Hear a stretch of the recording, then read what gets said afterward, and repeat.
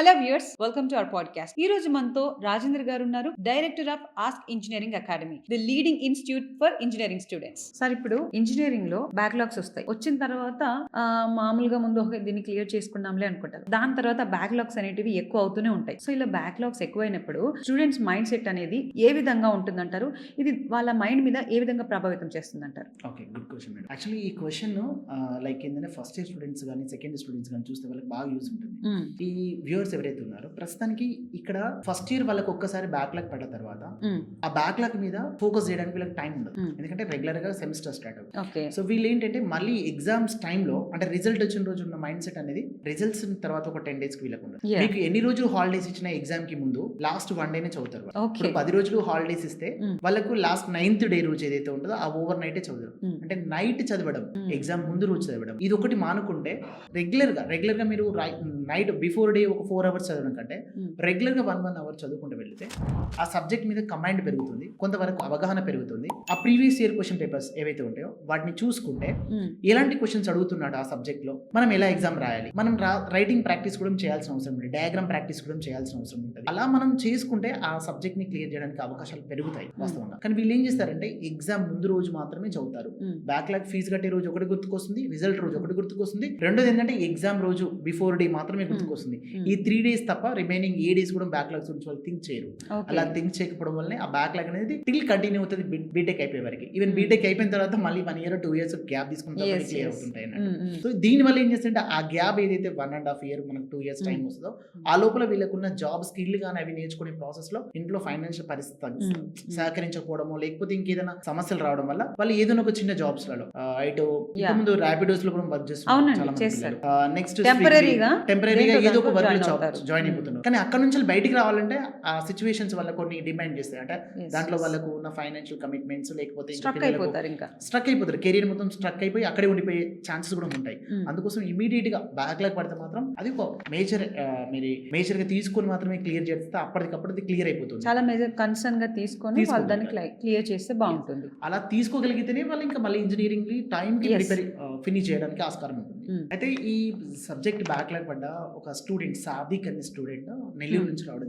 I think he has 23 subjects backlogs ఉన్నాయి. 23 subjects backlog. It is 2021 అనుకుంటా. I think after corona అయిపోయిన తర్వాత ఇతను మన ఇన్స్టిట్యూట్ కి రావడం జరిగింది. సో అబ్బాయి వచ్చిన రోజు యాక్చువల్ గా నేను అతనితో మాట్లాడిన తర్వాత what he's try to saying is నాకు కాలేజ్ కి వెళ్ళడానికి నేను వెళ్ళేవాడిని సార్, కాకపోతే అక్కడ ఫ్రెండ్షిప్ వల్ల నేను మధ్యలోనే వచ్చేవాడిని. సో ఇంకే కొన్ని సందర్భాలలో ఫ్యామిలీలో కూడా కొంత డిస్టర్బెన్స్ ఉండడం వల్ల నేను సరిగ్గా అటెండ్ చేయలేకపోయినా. ఇంకొక అరుదైన విషయం చెప్పాడంటే కాలేజ్ లో చెప్పేటి ఏమీ అర్థం కావు సార్, నాకు క్లాసెస్ ఏమీ అర్థం కావు కాలేజ్ లో చెప్పే క్లాసెస్. ఇంకోటి ఏంటంటే నేను 10th class వరకు ఇంటర్మీడియట్ వరకు చదివిన ఓరియంటేషన్ లో నా క్లాసెస్ అసలే అర్థం కావట్లేదు. అండ్ నేను ఫస్ట్ ఇయర్ లో వన్స్ బ్యాక్లాగ్ పడ్డ తర్వాత దాన్ని అలానే లైట్ తీసుకుని అలానే ఉంచున్నా. దీని వల్ల నాకు ఇంకా పెరుగుతూ వచ్చాయి సార్ అన్నాడు. మరి దీనికోసం ఏంటి అని సొల్యూషన్ ట్రై చేస్తే నాకు ఖచ్చితంగా ఒక ప్రాపర్ గైడెన్స్ కావాలి. ఆ గైడెన్స్ లో నేను ఒక్కరినే ఉండాలి. ఆ ఒక్కరిని ఉంటేనే అంటే 1-on-1 ఇండివిజువల్ గా 1-on-1 నాకు ఒక గైడెన్స్ లో నేను ప్రిపేర్ కాగలిగితే క్లియర్ చేయగలుగుతాను సార్ అనే ఒక ఆప్షన్ కి ఆయన పెట్టుకోగానే మన దగ్గర కన్సల్ట్ చేయడం జరిగింది. ఇక్కడికి వచ్చిన తర్వాత అబ్బాయికి ఏం చెప్పామంటే 23 subjects బ్యాక్లాగ్స్ ఉన్న అబ్బాయి 1 year లో అంటే 1 year అంటే 23 subjects అంటే it is equal to 4 subjects per semester. అంటే 4+4+4+4 16 subjects 2 years. 4 years అయితే మనకి ఆల్మోస్ట్ ఇది 2.5 years 2 years సిలబస్. ఈ 2 years సిలబస్ అతను 1 year లో క్లియర్ చేయగలిగాడు. క్లియర్ చేయడానికి చేశాడు, క్లియర్ చేశాడు. 1 year లో క్లియర్ చేశాడు. ఆ స్టూడెంట్ ఇక్కడ క్లియర్ చేసిన తర్వాత మన దగ్గర క్లియర్ చేసిన తర్వాత వెళ్ళి అతను సొంతంగా ట్యూషన్ స్టార్ట్ చేసుకున్నాడు. వండర్ఫుల్. ఆ 10th class స్టూడెంట్స్ వరకు అతను 29 members దాకా అక్కడ స్టూడెంట్ పెట్టుకొని చేసుకున్నాడు. అయితే ఇక్కడ ఏంటంటే అతను నేర్చుకునేది ఏంటంటే మన ఇన్స్టిట్యూట్ కి వచ్చిన తర్వాత మేము గైడెన్స్ ఇచ్చే ప్రాసెస్ లో ఒక్కొక్క స్టూడెంట్ ని ట్రీట్ చేసే ప్రాసెస్ ఉంటుంది కదా, ఆ ట్రీట్ చేసే ప్రాసెస్ అతను స్కిల్ గా నేర్చుకున్నాడు. రెండోది అతను కూడా ఎలా ప్రిపేర్ అయ్యాడంటే అసలు ఫస్ట్ థింగ్ ఏంటంటే అతను బాగా ప్రిపేర్ కావడానికి మార్నింగ్ 9:30కి వచ్చేవాడు. మార్నింగ్ 9:30కి వచ్చి 2 PM వరకు కంటిన్యూడ్ గా no friendship first thing, no mobile usage second thing, and third thing is totally previous papers. Totally concentrated on previous papers. ఒక యూనిట్ తీసుకొని ఆ యూనిట్ లో ఏమేమి క్వశ్చన్స్ అనేది ప్రీవియస్ ఇయర్ లో కవర్ చేశారు, అంతకుముందు ఇయర్ కవర్ చేశారు, అంతకుముందు ఇయర్ కవర్ చేశారు. ఇలా 5 years క్వశ్చన్ పేపర్స్ ని మనము ఆ పర్టికులర్ యూనిట్ నుంచి బయటకు తీస్తే దాంట్లోకి వెళ్ళి ఏంటంటే కామన్ క్వశ్చన్స్ ఒక మనం 5 years లో 10 questions బయటకు తీస్తే దాంట్లోకి వెళ్ళి 4 to 5 questions repeated questions. So ఈ రిపీటెడ్ క్వశ్చన్స్ వల్ల అతను ఆ రిపీటెడ్ క్వశ్చన్స్ ని అతను అండర్స్టాండ్ చేసుకోవడం, వాటిని రాయడం, బట్ ఎగ్జామ్ రాయడం దాని నుంచి మిస్టేక్ జరిగితే నేర్చుకోవడం ఇలా ప్రిపేర్ అవ్వడం కాబట్టి అతను 23 సబ్జెక్ట్స్ 1 ఇయర్ అంటే 2 సెమిస్టర్స్ అంటే 2 అటెంప్ట్స్ లో క్లియర్ చేసేయగలిగాడు.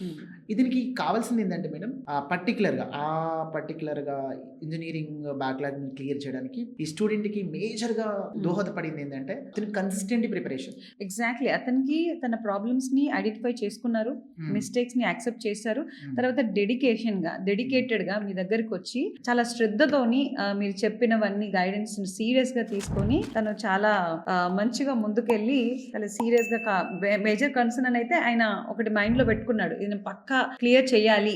అది అక్కడ నుంచి ఆ ఎయిమ్ అనేది అక్కడ స్టార్ట్ అయింది కదా. సో ఇంజనీరింగ్ బ్యాక్లాగ్ పడ్డ ప్రతి స్టూడెంట్ కూడా క్లియర్ చేయగలుగుతాడు, అంటే విత్ ఇన్ టైమ్ లోనే క్లియర్ చేయగలుగుతాడు. కానీ అతని డెడికేషన్, ఆ కాన్సన్ట్రేషన్, కన్సిస్టెన్సీ అనేది చాలా ఇంపార్టెంట్. ఇక్కడ అతను చేసింది చాలా డెడికేషన్ తో ఆయన ఇక్కడ చేయడం జరిగింది. ఈ కన్సిస్టెంట్ గా ప్రిపేర్ కావడే ప్రొసీజర్ చాలా స్ట్రాంగర్, అంటే ఒక స్ట్రాంగర్. నీకు ఎంత ఇంటెలెక్చువల్ అయినా కానీ కన్సిస్టెన్సీ లేకపోతే సో మిస్ అవుతావు, సబ్జెక్ట్ మిస్ అయ్యే అవకాశాలు ఉంటాయి.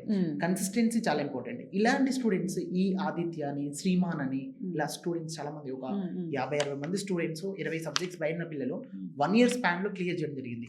Great sir. అంటే అలాంటి స్టూడెంట్స్ ని మీరు వాళ్ళ ప్రాబ్లమ్స్ ని ఐడెంటిఫై చేసి సైకలాజికల్ గా వాళ్ళ మైండ్ సెట్ వేరే ఉంటది, దాన్ని కూడా మీరు కౌన్సిలింగ్ లో తెలుసుకొని వాళ్ళని 1 ఇయర్ లో విదిన్ 1 ఇయర్ కొంతమంది 2 years లో అన్ని సబ్జెక్ట్స్ వాళ్ళని క్లియర్ చేయించగలిగారంటే మీరు చాలా గ్రేట్ అండి. అంటే ఇంకోటి ఏంటంటే ఈ పర్టికులర్ ఇంజనీరింగ్ లో మనము తీసుకునే పిల్లలు కూడా కొంచెం బ్యాక్లాగ్ పిల్లలు కాబట్టి మనం నేచర్ లో మన ఇన్స్టిట్యూట్ లో ఇంతమంది క్లియర్ చేశారని చెప్పుకోవడానికి అవకాశం ఉండదు. ఎందుకంటే పిల్లల యొక్క ఫేసెస్ ని మనం బయటికి అడ్వర్టైజ్మెంట్ లో వాడడం కుదరదు. సో దట్ ఈస్ ప్రైవసీ అనేది ఉంటుంది. ప్రైవసీ వాళ్ళకున్న ఎగ్జిస్టెన్స్ లో మేము అందుకోసం ఎక్కడ కూడా పోస్టర్స్ గానీ, బ్యానర్స్ గానీ, లేకపోతే మార్కెటింగ్ స్ట్రాటజీ ఎక్కడ యూజ్ చేయము వాస్తవంగా. సో వితౌట్ నేమ్స్ మీరు స్టోరీస్ అయితే చెప్పగలుగుతాం. అలాంటి స్టూడెంట్స్ 100 ఉన్నారు, 100లలో 1000లో. ఇప్పటి వరకు మనం ట్రైన్ చేసిన స్టూడెంట్స్ 2800 మెంబర్స్ స్టూడెంట్స్ ఉన్నారు ఈ గత 10 సంవత్సరాల్లో. 2017 లో స్టార్టెడ్ యాక్చువల్లీ.